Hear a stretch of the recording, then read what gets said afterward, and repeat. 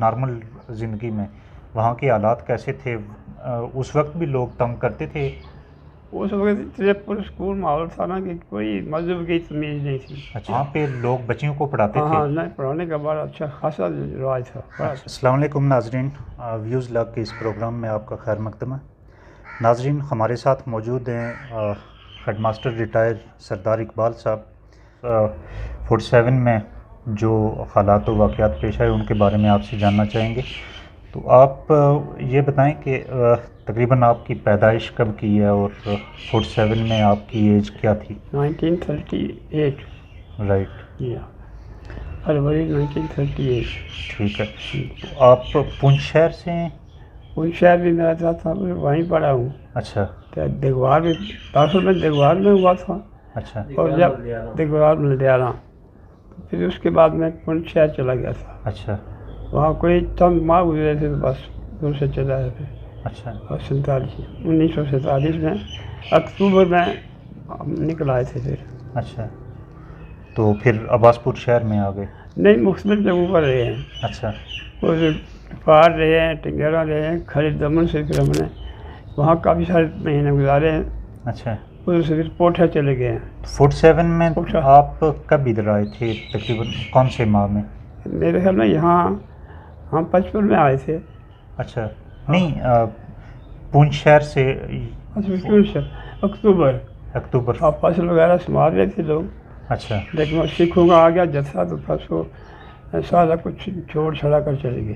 اچھا، تو جب یہ غدر ہوا یا انقلاب جو بھی، اس وقت آپ کی یادداشت کیا ہیں؟ مطلب یہاں سے لوگ جب مائیگریٹ کر کے گئے تو وہ ری ایکشنری تھے، کیسے تھے، کس طرح کے حالات تھے وہاں پہ؟ شہر پونچھ میں؟ جی ہاں، وہاں تو بڑی افراتفری تھی. لوگ بڑی مشکل سے چلتے پھرتے تھے. سکھوں کا وہاں بڑا شور بچا ہوا تھا. وہ ہر آدمی کو تنگ کرتے تھے. کوئی پورے کنبے قبیلے کو بھی تنگ کرتے تھے. تو لوگوں نے پھر شہر سے آہستہ آہستہ انخلا شروع کر دیا.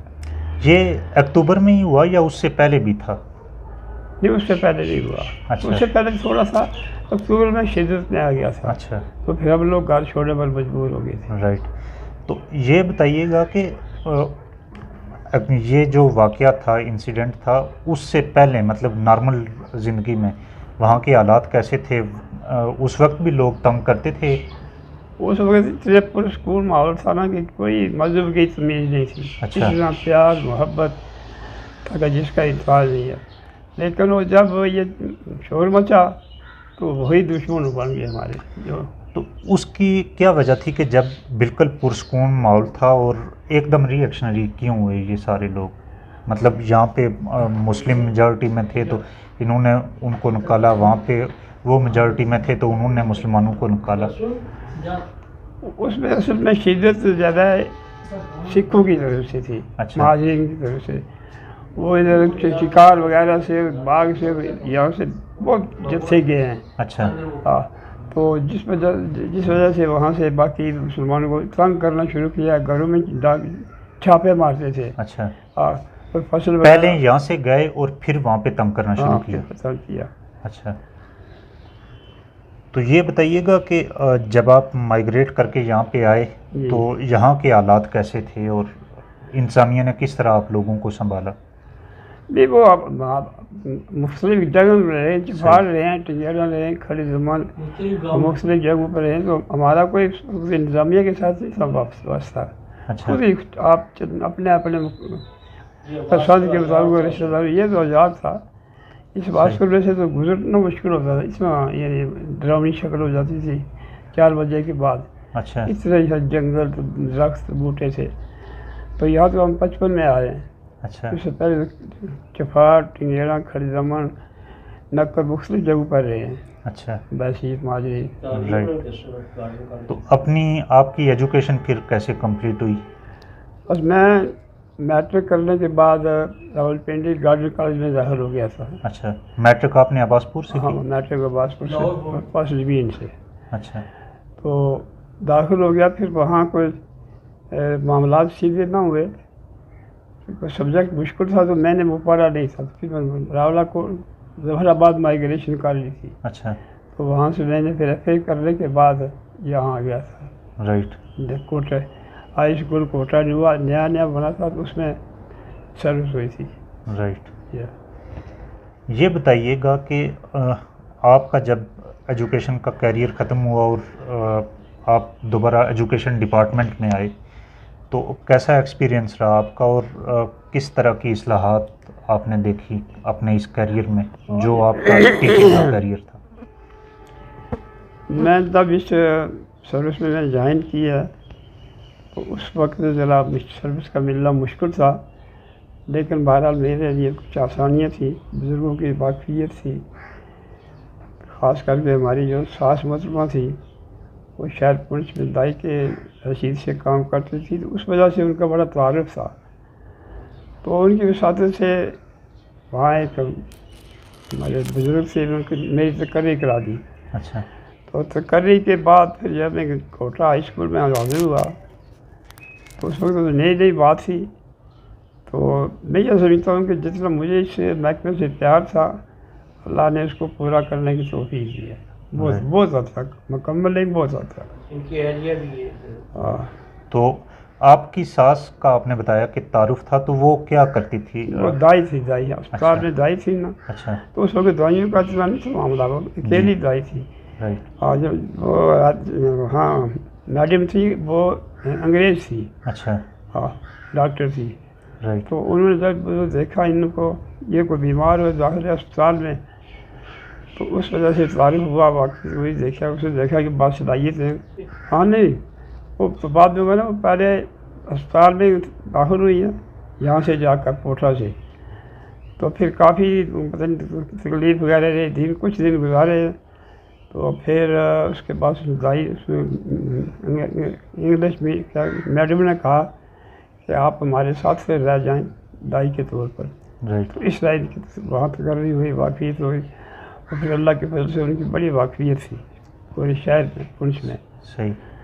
تو مائگریشن ادھر آنے کے بعد، آزاد کشمیر آنے کے بعد آپ واپس نہیں گئے کبھی پونچھ شہر؟ نہیں، کبھی نہیں، کبھی نہیں گئے۔ اچھا، تو پونچھ شہر میں آپ کی انیشل مطلب بالکل ابھی داخلہ لیا تھا اسکول میں، کون سی کلاس میں تھے جب آپ نے؟ وہ اس طرح ہوتا تھا اس وقت کہ دیہات میں اگر آدمی 5ویں پاس کر کے جائے نا شہر میں، جی، تو پھر اسے 1 سال اور لگانا پڑتا تھا اسپیشل کلاس میں، ٹھیک ہے، تو اس سے بچنے کے لیے میں نے جب 4th پاس کی نا جی، تو 5ویں سے داخلہ شہر دے دیا، اچھا، تاکہ 1 سال بچ جائے، رائٹ، تو وہاں میرے چچا جان تھے، یہ دائی محترمہ بھی تھے، اچھا، ان کے پاس رہتا تھا، سردار سلام احمد خان شہید، ان کا دکان تھا باقاعدہ، جیسے یہ بغیال والی مسجد جو ہے نا آج بھی بڑی مشہور ہے، بالکل اس کے ساتھ چند گز کے فاصلے پر ہمارا دکان تھا، صحیح، بڑی سہولت تھی وہاں پر رہنے کی، آسانی سے رہتے تھے۔ ٹھیک، تو یہاں جب ہم رہنا شروع کیا نا ہم نے، تو یہاں کے موجودین نے دیکھا، یہ بابا عباس پر منشی فتح خان ذاتی طور پر جانتے تھے، ہمارے رشتے دار تھے، کہ میری مچی جو ہے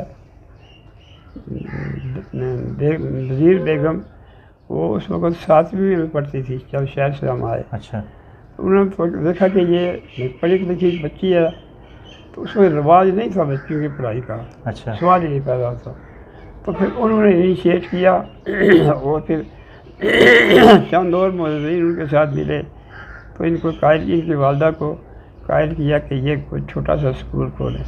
رائٹ، ویسے تو یہ کوٹھا سے شروع کیا تھا انہوں نے اپنے آپ طور پر پڑھانے کا بچوں کا، 2-3-4 بچیاں وہاں بھی تھیں، پھر اس کے بعد مختلف جگہوں پہ ہم رہتے رہے، یہاں جب آئے تو منشی فتح احمد خان بابا عباس پر، تو ان کے ساتھ اور ساتھی تھے پیر شاہ صاحب، خواجہ حاجی اکبر جو صاحب اور ساتھیوں کے اصرار پر پھر یہاں اسکول جاری کیا، لیکن جگہ نہیں تھی، مختلف لوگوں کے ہم اس پر اسکول دیتے تھے، یہ جو سردار محمد عالم خان صاحب سے تھے، ان کے برآمدے میں بیٹھے ہوئے بچیوں کو سبق دے رہے تھے، رائٹ، پھر انہوں نے ایک جگہ دی تھوڑی سی، وہاں ایک چھوٹا سا ٹارا بنا، تو وہاں شروع کیا پرائمری تک، تو 58 میں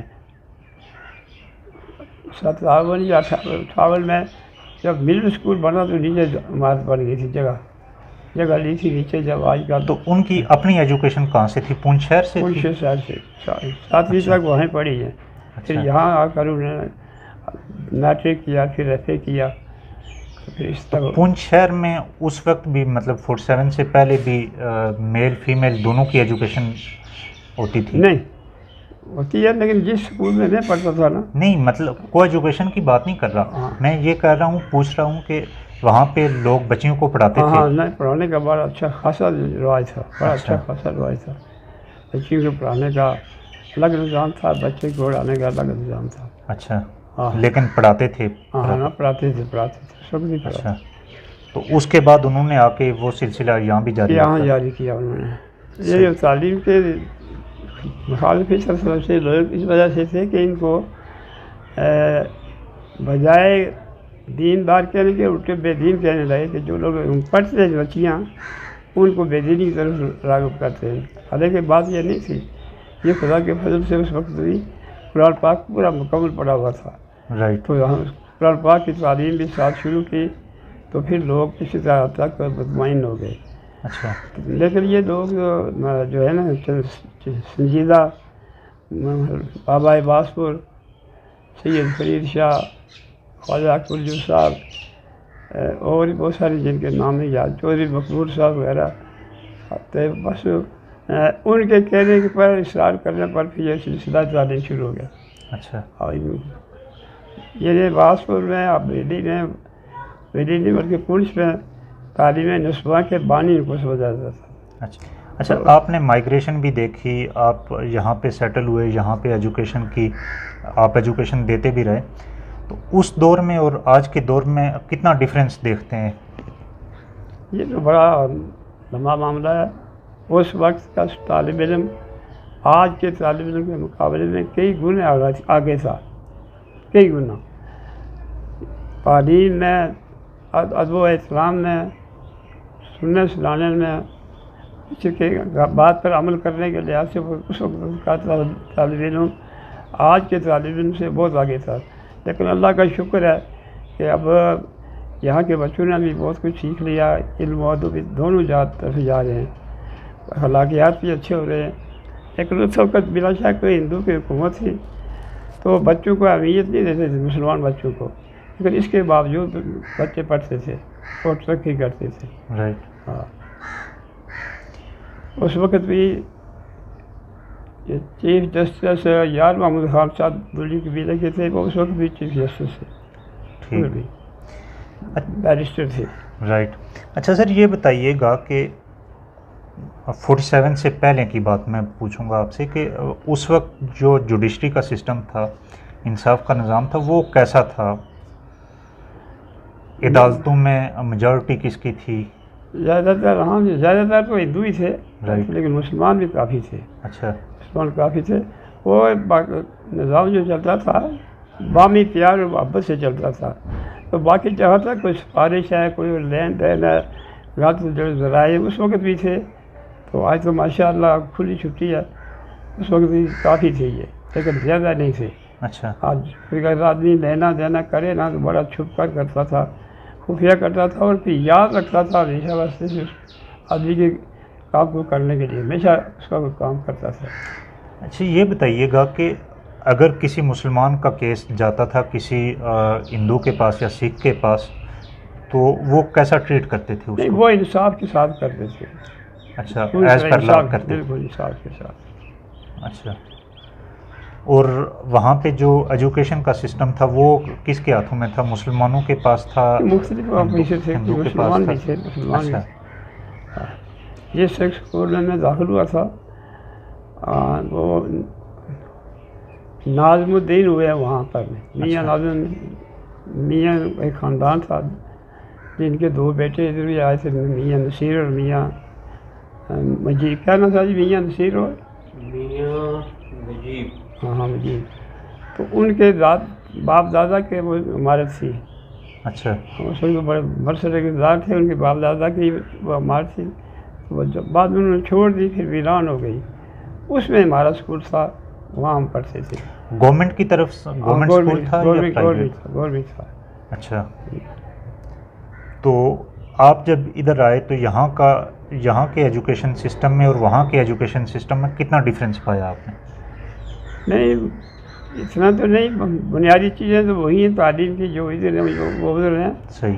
لیکن یہاں جو فرق یہ ہے اللہ کے فضل سے کہ یہاں قاعدے سے ہمارا وہ مذہبی تعلیم شروع ہو جاتی ہے. قاعدہ سے لے کر پہلی سے لے کر وہ پہلے باقاعدہ ایک پیریڈ ہوتا تھا جس میں بچے کلمہ یاد کرتے تھے. جی. اس کے نظام میں ہمارے نظام میں یہ فرق ہے کہ دینی لحاظ سے ہمیں یہاں کھلی اجازت ہے، بلکہ فرض بنتا ہے اور کرتے بھی ہیں. تو بڑا فرق. تو وہاں پہ مذہبی قدغنیں کس ٹائپ کی تھی؟ نہیں بس وہاں پر سیدھی سادی بات یہ تھی کہ ان کے کہنے پر چلنا پڑتا تھا. اچھا. لیکن پریشر نہیں تھا. پریشر نہیں تھا. تو زیادہ تر جو لوگ تھے متاثر تھے وہ امیر لوگ تھے ہندو، ان سے قرضہ وغیرہ لے کر کچھ گزارا کرتے تھے، لیکن پھر بھی ان کے زیر اثر نہیں تھے. پھر بھی اپنی مذہب کی بات کرنی، اسلام کی بات کرنی کھلی طرح کر سکتے تھے. بہت شکریہ سر، آپ نے وقت دیا.